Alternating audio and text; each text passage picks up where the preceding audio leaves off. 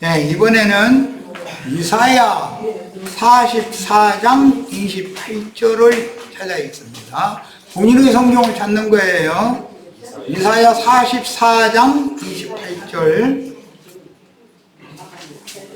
아까는 예레미야에게 하신 말씀이다. 그래서 예레미야에게 하신 25장, 29장 말씀을 읽은 거고, 이번에는 이사야 선지자에게 하신 말씀, 180년 전에 하신 말씀을 지금 읽는 거예요. 자, 이사야 44장 28절. 고레스에 대하여는 이르기를, 이사야 44장 28절. 고레스는 페르시아의 초대 왕이잖아요. 바벨론 왕을 무너뜨린. 고레스에 대하여는 이르기를, 이사야 선지자가 예언하는 거예요. 내 목자라. 그러니까 페르시아 왕 고레스는 예수님에 대한 예표의 사람이었다는 걸 알 수가 있죠. 이건 실제 페르시아 제국이 세워지기 180년 전의 예언이에요. 그가 당의 모든 기쁨을 성취하리라. 이건 예수님이 이걸 하시는 건데, 비유적으로, 그러니까 예루살렘에 대하여는 이르기를 중건되리라. 이 중건된 예루살렘이 히브리서 12장 22절로 24절에 나오죠. 너희가 이른 곳은 시온산과 하늘의 예루살렘이다. 우리는 지금 하늘의 예루살렘에 이르러 있어요. 예루살렘이 두 군데가 있는 거예요. 땅의 예루살렘도 있고 하늘의 예루살렘도 있어요. 그러니까 바벨론 포로 생활을 마치고 회복되어져 돌아간 것은 땅의 예루살렘이지, 하늘의 예루살렘에 이런 회복된 형제 자매님들, 신앙을 회복한 형제 자매님들에 대한 모형과 그림자인 것이지 구약 성경에 있었던 것이 완성이 아니다, 이 말을 한 거예요. 그가 나의 모든 기쁨을 성취하리라 하며 예루살렘에 대하여는 이르기를 중건되리라 하며 성전에 대하여는 네 기초가 놓여지리라 하는 자니라. 성전의 기초라는 것은, 기초석은 예수 그리스도죠. 바울 사도가 고린도전서 3장에 얘기한 말이 있죠. 내가 터를 닦아주면, 터란 건 기초단 말이야. 터를 닦아주면 내가 닦아준 이 터 외에 다른 터를 또 닦아서는 안 된다. 그런 터가 있지도 않고, 그리스도의 구속이 하나님의 성전의 기초다 이거예요. 돌아온 무리가 어렵사리 예루살렘 신전 기초를 닦았잖아요. 그때 막 뭐 100세가 다 된 그런 할아버지들이, 첫 성전의 영광을 보았던 할아버지들이 막 눈물을 흘려가면서 70년 포로 생활을 마치게 우리를 다시 이곳으로 돌아오게 하셔서 성전을 올 수 있는 이런 대지 기초를 놓게 하셨느냐고 감사하면서 울고, 그 에스라서가 이제 거기 그 내용이 쭉 기록이 돼 있지. 다 읽어보셨죠? 그런데 그날 싸 말고 하늘에서 억수같이 비가 그렇게 쏟아졌다는 거예요. 그런데 모든 백성들이 백절치듯 모여있는데 그렇게 억수같은 비가 쏟아지는데도 예레미야가 이런 모든 말씀을, 예레미야란다, 에스라가 이런 모든 말씀을 우리 하나님이 언약대로 우리를 바벨론에 그렇게 사로잡아서 그런 역경 겪게 하고 허든했지만 우리를 이렇게 돌아오게 해가지고 성전을 재건축하도록 성전의 토를 다시 닦게 해놨지 않냐. 그럼 무슨 뜻이에요? 예수 그리스도가 오셔서 구속의 토를, 십자가를 통과해서 부활, 승천하셔서 재림할 준비가 다 돼 있는 것을 말하는 거예요. 야, 네 기초가 놓여지리라 하는 자니라. 그 다음에 이사야, 이번에는 45장 1절로 3절을 읽습니다. 이사야 45장 1절로 3절입니다. 나중에 딴소리지 말로는 찾아요.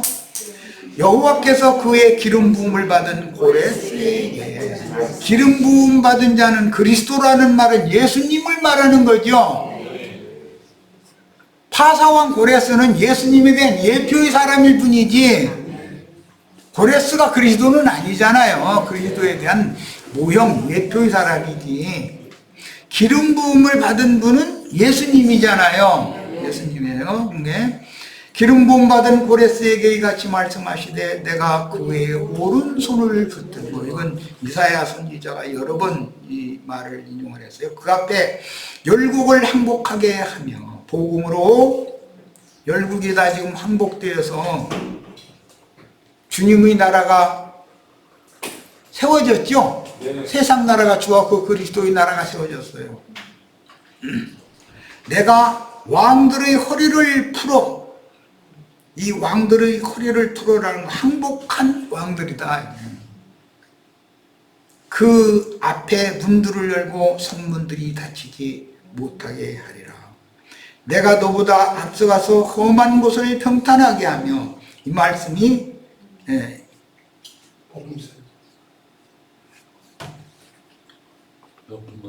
말라기 선지자를 통해서 다시 재현이 되었고, 이 말씀이 신예자 요한을 통해서 실현되었죠. 논문을 쳐서 부수며, 논문이라는 건 육신의 생각을 상징하는 말이에요. 쇠빗장을 꺾고 육적 자아가, 우리 형제 자매님 이런 말씀 듣기 전에 자기의 영적 지식이 꽤나 있다고 자부하고 있을 때는 안에서 빗장 다 질러놓고 있었죠. 자기 조직신학에서 배운 거 뭐 꽉 마음을 풀어 잠그고 있었잖아요. 그건 쇠빗장을 꺾어버린다. 그리고 네게 흑암 중에 보화와 은밀한 곳에 숨은 재물을 주어서, 은밀한 곳에 숨은 재물이라는 건 예수 그리스도 안에는 모든 보화가 감춰 있다, 이렇게 돼 있죠. 내 이름을 부르는 자가, 고레스 이렇게 부르면 구원 얻어요? 주의 이름을 부르는 자가 구원 얻는다는 말은 예수 그리스도 천하에 구원 얻을 만한 다른 이름을 주신 일이 없습니다. 오직 주 예수 그리스도, 그분의 이름 외에는 구원자가 없는 거예요. 주여, 주어 네 이름을 부르는 자가 나 여호와 이스라엘의 하나님인 줄을 네가 알게 하리라. 이 이사야의 예언은 고레스 왕이 등극하기 180년 전에 이미 예언된 말씀입니다. 그러니까 하나님은 한번 말씀하신 일을 그 세대에 이루지 못할지라도 반드시 때가 차면 이룬다 하는 것을 우리는 믿어야 되는 거예요. 자, 이번에는 이제 회복에 관한 말씀을 좀 이제 몇 절, 기왕 성경을 찾았으니까 찾으려고 그래요. 에스라서 다 찾습니다. 에스라서 1장 1절로 11절을 읽겠습니다. 에스라 느헤미야서는 포로 중에서 회복되어져 돌아온 무리에 대한 기록이 에스라서와 느헤미야서에 나와 있죠. 학사 에스라와 총독 느헤미야, 선지자는 학개, 스가랴, 말라기예요. 돌아온 무리의 선지자는 누구라고 했어요? 학개, 스가랴, 말라기. 내가 빨리빨리 얘기해도 다 그냥 바로바로 입력하셔야 돼. 돌아온 무리의 학사는 누구? 학사 에스라. 에스라. 총독은 누구? 느헤미야. 네. 기본 지식에 이런 것은 성경을 알아야 돼. 파사왕 고레스 원년에 여호와께서 예레미야의 입을 통하여 하신 말씀을 이루게 하시려고, 이 말씀은 아까 역대하에서도 나왔었죠. 파사왕 고레스의 마음을 감동시키심에 그가 온 나라에 공포도 하고 조소도 내려 이르되, 파사왕 고레스가 바벨론을 무너뜨린 왕인데, 바벨론을 무너뜨린 왕은 유대교 체제를 무너뜨린 예수님을 상징하는 거예요. 그가 온 나라에 공포도 하고 조소도 내려서 이르되 바사왕 고레스는 말하노니 하늘의 하나님 여호와께서 세상 모든 나라를 내게 주셨고, 세상 모든 나라를 고레스에게 주신 것은 아니죠. 지중해 변만 줬지. 세상 모든 나라를 누구한테 줬어요? 예수님께 주신 거예요. 다 구약 성경 읽을 때는 다 모형 상징이단 말이야. 네. 나에게 명령하사 유다 예루살렘에 성전을 건축하라 하셨나니, 예수 그리스도께서 성전을 재건축하는 이야기는 너희가 이 성전을 헐라 그리하면 내가 사흘 동안에 새로 일으키리라 하신 그 성전이죠. 그 성전은 사람 손으로 지은 신전을 말하는 게 아니죠. 그냥 돌아온 무리가 예루살렘에 사람 손으로 지은 스룹바벨 성전을 지은 것은 다 모형이요 표상일 뿐이지, 실제로는 구속하신 영혼들로 세우는 교회를, 하나님의 집을 세울 것을 상징하는 말인 거다, 그런 말이에요. 성경을 읽을 때는 이런 눈을 가지고 읽어야 돼. 예수님이 성전을 건축하라 하셨던 건 기자들을 파송하시면서 마태복음 28장 마지막 부분, 사도행전 1장 부분에 이 말씀을 예수님이 그대로 재인용을 하셔요. 기자들을 보내서 너희가 모든 민족 땅끝까지 나가서 내 이름으로 아버지와 아들과 성령 이름 안으로 세례를 베풀고 내가 너희를 분부하여 가르친 것을 그들에게 가르쳐서 다 지키게 했나라, 이렇게 전도를 하셨는데, 땅끝까지 이르러 주님의 교회, 주님의 나라를 세우게 하는 것이 사도들의 사명에서다, 이런 거예요. 자, 3절 이스라엘의 하나님은 참 신이시라. 이 말은 예수님이라 하죠. 하늘에 계신 내 아버지는 참 하나님이다. 유대인들의 하나님은 참 하나님이 아니죠. 그들이 말은 여호와 신이 참 신이 아니에요. 너희 중에 여호와 하나님의 자녀들 백성이라고 자부하고 있는 사람들을 보고 너희는 너 예비 마귀로부터 났다. 그럼 그들이 하나님 여호와라고 부르는 거, 그 여호와는 마귀잖아요. 잘 이해를 잘 하셔야 돼. 너희 중에 그의 백성된 자는 유다 예루살렘으로 올라가서, 이 예루살렘으로 다시 올라가는 사람들이 히브리서 12장 22절로 24절에 나오는, 너희가 이른 곳은 거기에 올라간 사람들이 이제 시온산과 하늘의 예루살렘에 너희가 이르렀다, 그것에 올라갔단 말이에요. 그러니까 우리가 이 무리가 돼야 된다는 걸 지금 내가 강조하는 거예요. 예루살렘으로 올라가서 이스라엘의 하나님 여호와의 성전을 건축하라. 성전이라는 것은 거룩한 성령의 전이 된 형제 자매님들이 성전을 건축할 수 있는 건축 자재들이 되어져야 되는 거죠. 사람 손으로 건축 헌금 내서 멋있는 벽돌 쌓아 올리고 이태리째 뭐 수입한 유리 갖다가 반짝반짝하는 것 같다 해서 한다 해가지고 그게 하나님이 거하는 성전이 아니죠. 그건 뭐예요? 예배당. 네, 귀신의 집이다. 벳아벤이다. 귀신의 집. 아까 읽었잖아요. 바벨론 도는 악령들의 처소이며 더러운 귀신들이 모이는 곳이 되었다는, 그 곳이라는 것이 감옥이다, 옥이다 이거예요. 더러운 귀신들의 옥이다. 귀신들의 집이라는 것은 벳아벤이라고 그래요. 하나님의 집은 벳엘이라고 그러죠. 그는 예루살렘에 계신 하나님이시니라. 그 남아있는 백성이 어느 곳에 머물러 살든지 그곳 사람들이 마땅히 은과 금과 그 밖의 물건과 짐승으로 도와줘라. 그런데 예수 그리스도의 교회를 위해서, 교회의 회복을 위해서 누구나 다 동역을 해야 된다. 그 외에도 예루살렘에 세울 하나님의 성전을 위하여 예물을 기쁘게 드릴지니라. 예물이라는 말은 코르반이라는 이 용어는 레위기 제사법에 아주 자주 등장하는 말이에요. 예물을 예물이라니 코르반이라는 말은 번제단에 가까이 갖다 드린다 그런 말이에요. 번제단이란 십자가를 상징하는 거예요. 전도받은 성도들이 예물로 드려져야 된다. 거룩한 예물로. 그래서 로마서 12장에 보면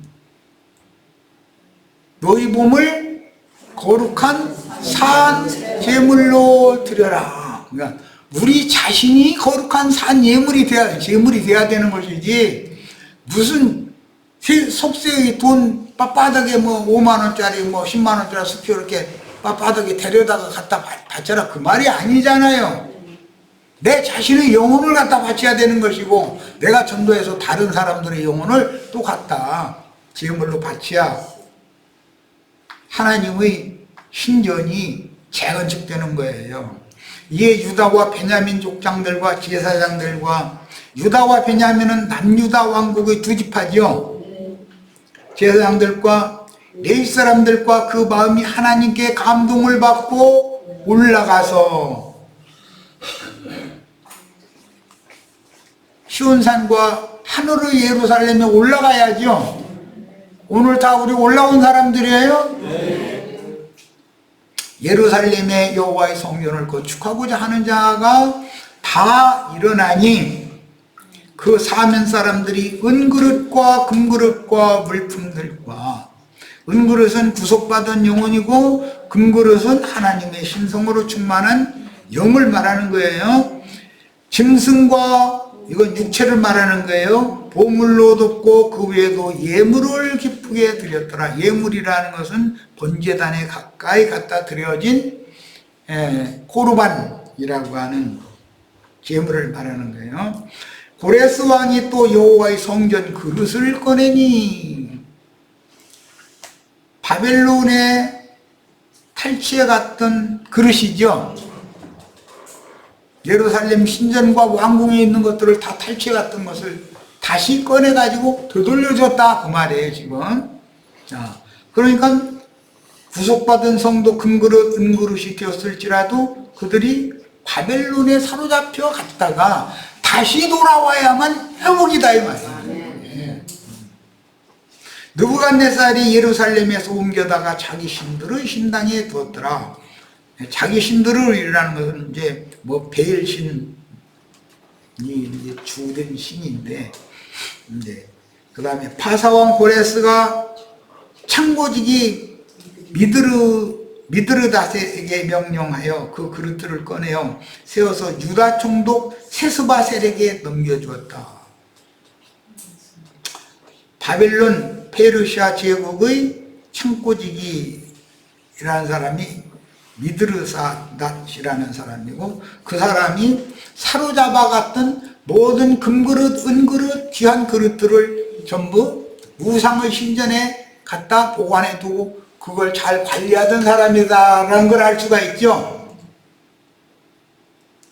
예배당 목사님들 중에 충성되게 사역하는 목사님들이 바벨론으로 사로잡아 온 영혼들을 잘 간수하는 사명을 하는 사람들이잖아요. 때가 되면 그 사람 보고 그릇 숫자 차착 없이 정확하게 금그릇 몇 개, 은쟁반 몇 개 해서 딱딱해서 누구한테 넘겨줘라? 유다 총독 세스바살한테 넘겨줘라. 그런 날이 온다는 거예요. 그러면 세상 교계의 정직하게 목회하고자 했었던 그런 목사님들이 그렇게 쓰임 받았다가 그들이 다 주님의 회복의 무리를 위해서 영혼들을 다 넘겨줘야죠. 그런데 유명한 예배당 목사님들이 잘 넘겨주려고 해요? 절대 안 되죠. 오히려 뺏어가려고 그러지. 이게 그들은 미드르스tat들이 아니다는 거예요. 그 수는 금접시가 30개, 은접시가 1000개요. 칼이 29개요. 금대접이 30개요. 그보다 못한 은대접이 410개요. 그 밖의 그릇이 1000개니 금은 그릇이 모두 4500개라. 여기 나오는 모든 이 귀한 금, 은, 보석 그릇들이 모두 우리 형제 자매님들을 상징적으로 하는 말이다. 사로잡힌 자를 바벨론에서 예루살렘으로 데리고 갈 때 세스바살이 유다 총독이죠. 그 그릇들을 다 가지고 갔더라. 자, 이번에는 에스라 5장으로 건너듭니다. 우리가 지금 말씀을 나누는 그 의미와 목적을 이해를 시킨 다음에 내용에 들어가야 되니까 이걸 하는 거예요. 에스라서 5장 13절부터 6장 5절까지 있습니다. 바벨론 왕 고레스 원년에 고레스 왕이 조서를 내려 하나님의 이 성전을 다시 건축하게 하고 또 느부갓네살이 예루살렘 하나님의 성전 안에서 금 그릇을 옮겨다가 바벨론의 신당에 두었던 것을 고레스 왕이 그 신당에서 꺼내어 그가 세운 총독 세스바살이라고 부르는 자에게 해주고 일러 말하되 너는 이 그릇들을 가지고 가서 예루살렘 성전에 두고 하나님의 조언을 제자리에 건축하라. 이에 세스바살이 일러 예루살렘 하나님의 성전 지대를 놓았고 그때부터 지금까지 건축하여오나 아직도 마치지 못하였다 하였사오니 이제 왕께서 좋게 여기시거든 바벨론에서 왕의 보물 근각에서 조사하사 과연 고레스 왕이 조서를 내려 하나님의 이 성전을 예루살렘에 다시 건축하라 하셨는지 보시고 왕은 이 일에 대하여 왕의 기쁘신 뜻을 우리에게 보이소서. 자, 6장 1절부터 더 나갑니다. 이에 다리오 왕이 조서를 내려 문서 창고 곧 바벨론의 보물을 쌓은 보물 근각에서 조사하게 하여 대통령직을 완수하면은 보존 문서라는 것이 아무나 함부로 열 수 없도록 보관을 하는 고가 있죠. 그런 거 어느 왕시든지 마찬가지예요. 다 그렇게 했었던 거예요. 고레스 왕 원년에 조서를 내려 예루살렘에 있는 하나님의 성전에 대하여 이르노니 이 성전 곧 제사드리는 초소를 건축하되 지대를 견고히 쌓고 그 성전의 높이는 60규빗 너비도 60규빗으로 하고 이 말은 60이라는 말은 두라평지에 세운 우상을 세울 때 60과 6규빗으로 이렇게 나왔죠. 그런데 여기 너비와 그 다음에 고를 60으로 했다. 이거 이제 뒤에 666 할 때 이 용어가 사용이 돼요. 자, 그것은 이제 70일에 때 시간이 되면 이제 그 얘기 연결을 좀 할 거예요. 큰 돌 3켜에 새나무 1켜를 놓으라. 그 경비는 다 왕실에서 내리라.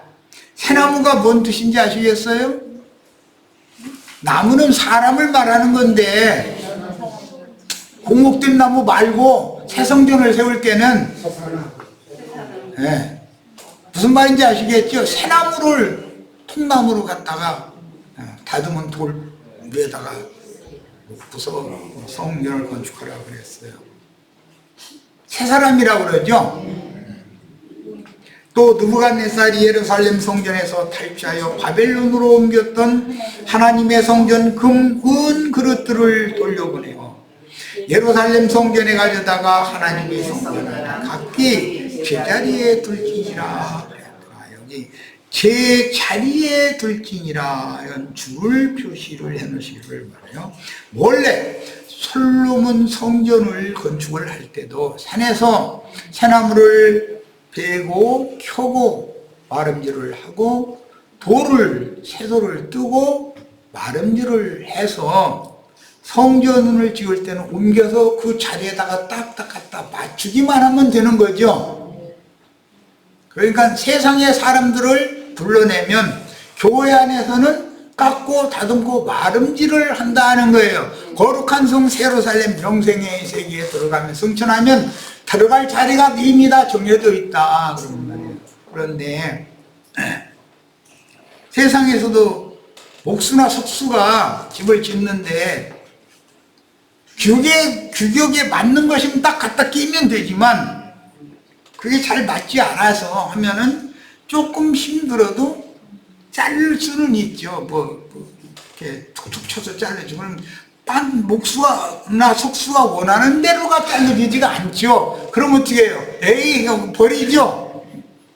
그렇게 될 수가 있다. 나는 예배당에 다녀서 구원받았다라고 하는 그거 믿으면 안 된다.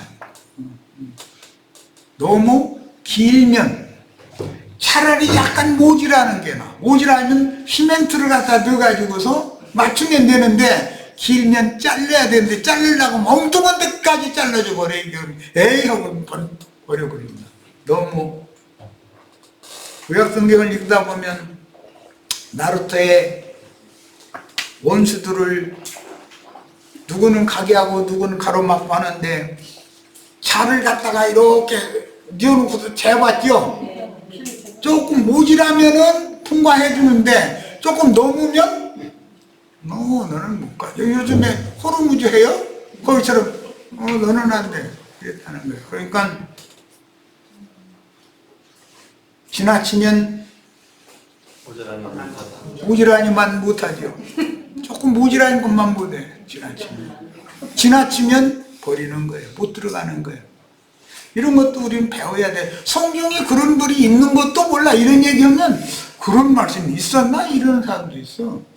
성경을 뭐 안 읽었다는 거죠. 자, 이번에는 이제 다니엘서를 1장 1절로 2절 우선 읽겠습니다. 이제 다니엘서를 보는 거예요. 1장 1절로 2절. 유다왕 여호야김이 다스리니. 여호야김은 누구의 아들? 여호야김은 누구의 아들? 요시야의 아들. 요시야의 아들 삼형제에 대해서 내가 얼마나 많이 얘기했는지 몰라. 여호야김은 여호아하스의 형인데도 여호아하스가 애굽에 사로잡혀간 다음에 두 번 여호아하스 다음 왕으로 세움을 받았는데 여호야김 때 1차 바벨론 포로가 있었고 그때 다니엘이 사로잡혀갔다. 내가 여러 번 얘기했어요. 머릿속에 잘 입력하고 계셔. 이 여호야김의 아들은 누구? 여호야긴. 여고냐 혹은 고니야라고 하는 이 사람을 하나님이 마태복음의 족보에 딱 넣어두는 것은 하나님은 다 별하는 가운데서도 은혜를 입을 자 누군가는 놔두죠. 야, 창세기 시작이 아담부터 시작이 되는데 아담은 인류의 조상이 아니고 그때 아담 보고 하나님 하신 말씀이 있죠. 너는 내 부모를 떠나 내 아내와 합하여 한 몸을 이룰지어다. 그러면 아담이 부모가 있었어요? 없었어요? 있었어요. 성경 창세기 2장에 이미 다 그렇게 나와 있어요. 그런데도 아담이 인류의 조상이다 그러면 성경이 거짓말을 하는 거잖아. 아담 보고 네 부모를 떠나서 네 아내와 합하여 한 몸을 이루라 하는 말은 하나님이 조상이잖아. 아버지잖아요. 엄마는 어머니는 그럼 누구예요? 어머니 하나님 장제장가? 자, 이와 같이 사람들이 성경을 조직이나 교리에 입각해서 매사를 이걸 해석을 하고 이렇게 하면 안 된다 이거예요. 그 시대에 많은 인류가 살았지만 하나님은 그들을 다 버려버리고 한 사람 아담을 빼냈다 불러냈다 그 말이에요. 그로 하여금 구속사의 첫사람으로 삼았다. 인류 조상이라고 되어 있지 않고 첫사람 아담이라고 되어 있죠. 예수님은 둘째 사람이라고 되어 있지 새 인류의 조상이다 이렇게 되어 있지가 않잖아요. 인류의 조상이라는 말은 사람들이 지어낸 말이에요. 그거는 성경대로가 아니잖아요. 비슷한 것 같은데 아닐 수가 있죠. 얼마든지 감쪽같이 속일 수 있어요. 그런 사람의 교훈에 속으면 안 되겠어요. 여호야김의 아들이 여호야김 고니야 여고냐라고 하는데, 이런 망구일지언정 불과 8세에 적국에 사로잡혀간 왕이 감옥에서 37년을 옥고를 치르다가 45살에 추록을 했어요. 그를 통해서 후손이 퍼져나간 것이 예수님의 족보에 들어갔다. 이것이 복음이다 이거예요. 얼마나 기가 막혀요. 우리 형제 자매들 온 세상을 다 지금 더 이상은 건져낼 자가 없다 싶으면 이걸로 끝할 수도 있죠. 온 세상의 모든 난다 뛴다 하는 사람들 다 버리고 형제 자매들 소수를 부르시고 빼내가지고 하늘의 시온산과 하늘의 예루살렘을 새로 건축하게 하는 일의 용도에 맞도록 쓰시는지를 누가 아니라고 장담할 거예요. 누가 아니라고 장담할 거예요. 모르는 거예요. 하나님의 일은. 이것은 계시가 필요한 겁니다. 여호야김이 다스린 지 3년 되는 해에 바벨론 왕 느부갓네살이 예루살렘 이르러 성을 내어쌌더니 주께서 유다 왕 여호야김과 하나님의 전 그릇 얼마를 그의 손에 넘기시네. 아까 이 이야기는 왜 그랬다 했어요? 히스기야 때 이들의 조상이 히스기야 때 바벨론의 사신에게 자랑한 것 때문에 이런 일이 왔다는 걸 이미 아까 말씀 나눴어요. 기독교계의 유명하다 하는 교분이 무슨 신학 박사니 이런 사람들이 자신들만 가지고 있는 큰 보물이나 가진 것처럼 신학교를 얼마나 자랑해요. 그래서 큰 성 바벨론에 다 그런 것들이 거기에 그 다 사실은 다 다른 교훈이 아니에요. 90% 이상이 말씀과 일치되는 것들이에요. 그런데 누룩은 조금씩만 섞는 거예요. 가장 중요한 부분에서 아까 아담의 부모가 있었다 분명히 내가 얘기한 아담 부모가 어디 있느냐 이런 사람이 또 대부분이고 우리 지금 남영재처럼 하나님을 말하는 거 아니냐고. 네, 궁극적으로는 그 말이 맞지만 그럼 뭐는 누구요? 그런데 여기 24장에서 부모를 떠나 그랬는데 제가 볼 때는 부모를 떠나는 건 아담과 하와의 부모를 가리키는 게 아니고 미래형으로 미래 조상들에 대해서 앞으로는 남자가 여자하고 결혼을 하면 그럼 아담 보고 당장 아담 보고 아담을 옆구리에서 지어낸 그 여자를 데려다 주고 여자에게 중매하는 말씀을 그렇게 하는 거예요. 너는 야 아브라함 보고도 너는 본토 친척 아버지 집을 떠나라 그러잖아요. 그게 구원의 시작인 거예요. 애굽이라고 하는 것이 우리 옛사람의 본토 친척 아버지 집이죠. 바로의 집이 거기를 떠나는 것부터 시작하는 거예요. 구원이라는 거 항상. 네. 그래서 사람의 생각으로 머리를 굴리면 안 된다 이거. 그냥 뭐 세뇌당한 것 때문에 성경에 아담에게 네 부모를 떠나라 했으면 아 아담의 아버지 어머니가 있었구나. 그 세대에 많은 사람들이 있었어. 카인이 뭐라고 그래요? 나를 이 지면에서 쫓아내시온즉 내 죄와 벌이 너무 중하여 견딜 수 없나이다. 내가 앞으로는 주의 얼굴을 낯을 뵙지 못하리. 나를 만나는 자들이 다 나를 죽이겠나이다. 그럼 그 아담이 인류의 조상이라면 가인 낳고 아벨 낳았는데 아벨은 가인 죽였고 그러면 가인밖에 없는데 만나는 자들이 다 나를 죽인다고 그럼 다는 누구예요 그럼? 근데 그것도 900세까지 살았으니까 그러니까 막 자식들을 많이 낳아서 가인의 동생들이 가인을 죽일까 봐 평생을 걱정한 거죠. 평생을 이렇게 꿈에 대해서 성경을 말하면 안 된다는 거예요. 그래서 성경을 있는 대로 순수하게 믿어야 돼요. 우리가 있는 네. 것 같습니다. 야, 순수하게 성경을 믿어야 돼요. 알았으니까 이제 마음으로 받아들여야지. 그래서 그거는 내가 사람이 사람의 생각으로 하나님의 말씀을 변개시키려고 하는 생각을 접어야 된다 이거예요. 그 육적 자아라는 그것이 끝날 때까지는 바벨론의 포로 생활에 못 나오는 거예요. 절대로 70년이 차지 않은 사람이에요 이게. 네. 나중에 율법에서는 희년이 찬 사람이 아니다 이거야 지금. 네, 이거 이렇게 중요한 얘기예요. 자, 35분이 됐네. 예, 그러면 잠깐 또 쉬었다 가서 나머지 1시간 30분 더 나누도록 하겠습니다.